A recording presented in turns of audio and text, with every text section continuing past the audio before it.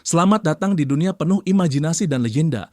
Di sini cerita-cerita fanmade Donghua lahir menghadirkan kisah epik, pertempuran mendebarkan, serta petualangan menuju keabadian.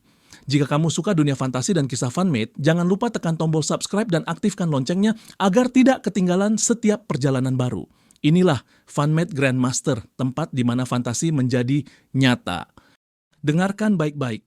Di jagat raya kultivator yang penuh dengan pertarungan sengit dan persaingan berdarah, kita sering melihat satu pola klasik, si kuat versus si lemah. Tapi, apa jadinya jika si lemah itu justru yang paling vokal, paling berani, dan paling usil mengganggu si kuat, padahal si kuat itu jelas-jelas bisa menghancurkannya dalam sekejap. Inilah teka-teki terbesar di dunia gua dan daratan astral abadi, perseteruan antara Tian Yunzi, Master Dao kuno yang berkuasa, dan Ling Tianhou, Raja Pedang yang pemberang. Secara logika, ini seperti seekor semut yang sengaja menggertak naga. Level Tian Yunzi sudah mencapai 3 ujian wabah surgawi, puncak dari langkah kedua kultivasi. Sementara Ling Tianhou hanya berada di level Nirvana Cleanser.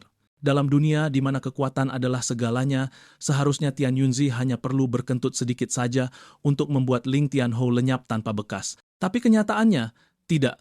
Tian Yunzi justru membiarkan Ling Tianhou terus-terusan mengganggunya, mendirikan sekte saingan, dan bahkan memaki-makinya di depan umum. Kenapa? Jawabannya tidak sesederhana dendam pribadi. Ini adalah sebuah drama kosmik yang direncanakan oleh entitas di atas segalanya.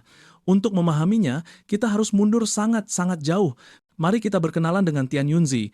Semua orang mengenalnya sebagai Master Dao kuno yang misterius dan perkasa, pendiri sekte Tianyun yang megah. Tapi sedikit yang tahu bahwa dia bukanlah manusia biasa. Dia bahkan bukanlah makhluk hidup dalam arti sebenarnya. Tian Yunzi, pada hakikatnya, adalah roh artefak dari kompas batas, sebuah treasure legendaris. Lalu, bagaimana dia bisa menjadi sosok yang begitu berkuasa? Ceritanya berawal dari tokoh utama Pursuit of the Truth, Su Ming. Su Ming pernah memerintahkan salah satu sepuh langkah keempat, sang Old Man Exterminate, untuk pergi ke sebuah dunia bernama Alam Nichen. Dunia tempat Wang Lin berasal untuk mengambil seekor bangau yang sangat absurd, si Tumauhe atau bangau Palkon. Namun, dalam perjalanan, terjadi sebuah kecelakaan besar. Si bangau Palkon ini kehilangan seluruh ingatannya.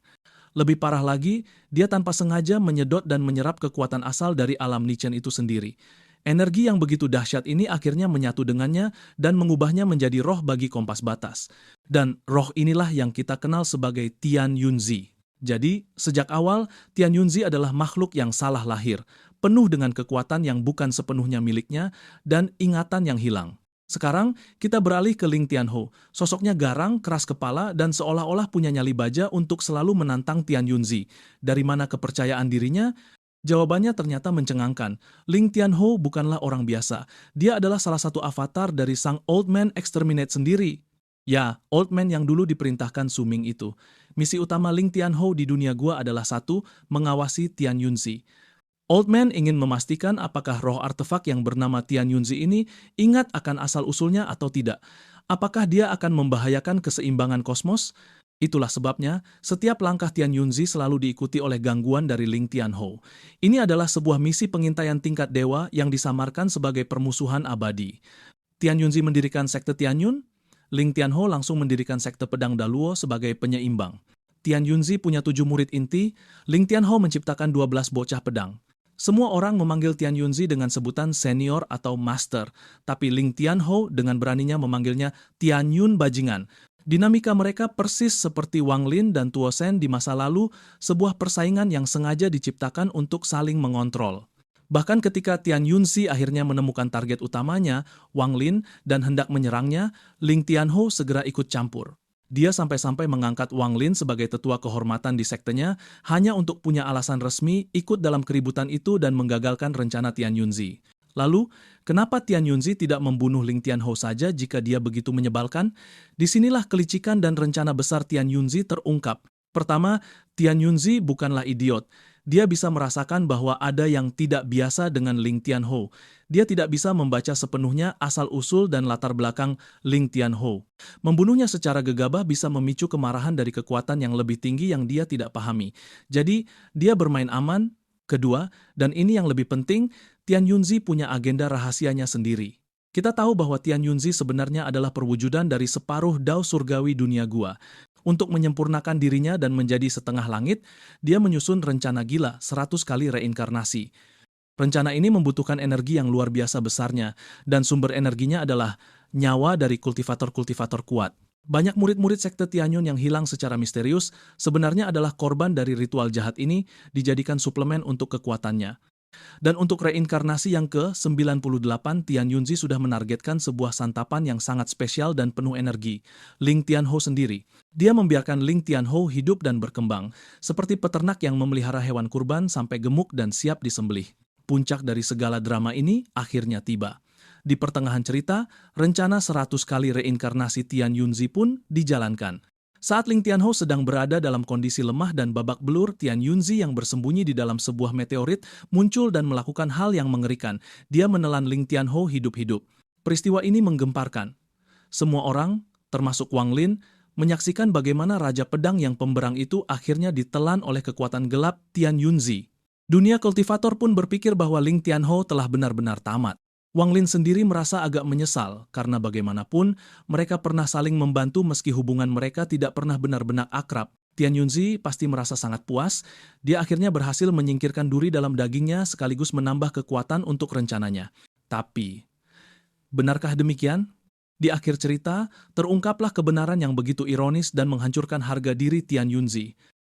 Ling Tianhou yang ditelan oleh Tian Yunzi itu hanyalah sebuah avatar. Ya, hanya sebuah badan boneka.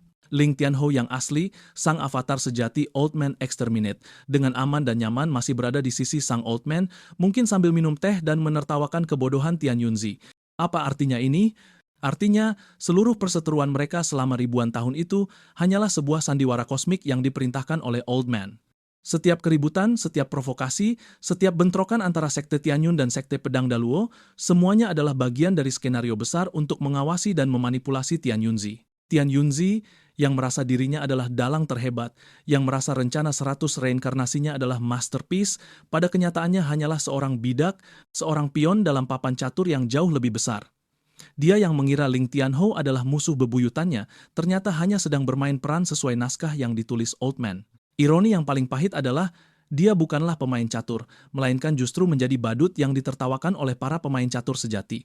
Dia menghabiskan seluruh hidupnya, tenaga, dan pikirannya untuk sebuah permusuhan yang, di mata Old Man, tidak lebih dari sebuah tugas pengawasan biasa.